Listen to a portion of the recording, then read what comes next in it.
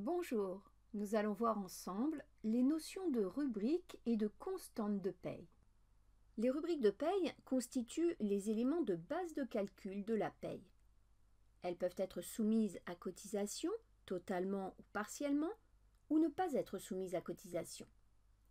À chaque rubrique est associé un montant qui est soit versé aux salariés, soit prélevé aux salariés, soit payé par l'entreprise. On distingue trois types de rubriques.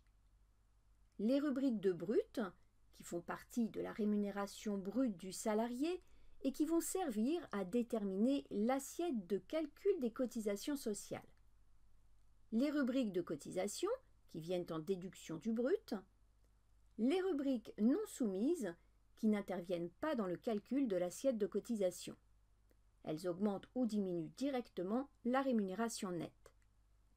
Les rubriques ont pour résultat la combinaison de trois éléments: la base, le taux de cotisation et le nombre. La base peut être entre autres la totalité du brut ou les tranches de plafond de la sécurité sociale.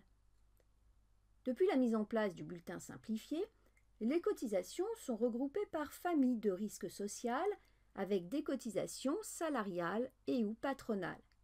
Santé, accident du travail et maladie professionnelle, retraite, famille, assurance chômage.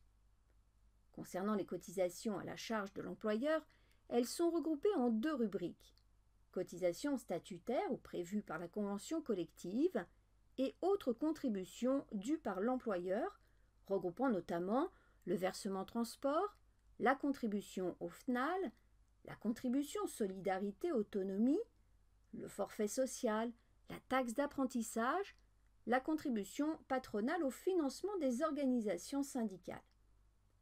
Viennent ensuite les rubriques de CSG, contribution sociale généralisée, déductible de l'impôt sur le revenu, et CSG-CRDS, contribution au remboursement de la dette sociale non déductible de l'impôt sur le revenu.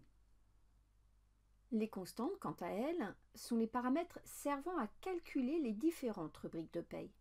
D'une manière générale, dans un logiciel de paye, une constante peut être définie légalement et mise à jour périodiquement. C'est le cas du plafond de sécurité sociale, par exemple. Une constante peut être liée à l'entreprise, comme pour l'horaire société. Elle peut aussi être propre à un salarié pour calculer son ancienneté, par exemple. Une constante peut également résulter de la combinaison de plusieurs autres constantes, par exemple pour servir au calcul du 13e mois. Il peut s'agir d'une valeur fixe, comme le taux horaire du SMIC, ou d'un résultat intermédiaire de calcul qui prendra une valeur différente pour chaque mois et chaque salarié. L'intérêt d'une constante est d'optimiser les calculs de paye et de n'avoir à changer dans certains cas sa valeur qu'à un seul endroit.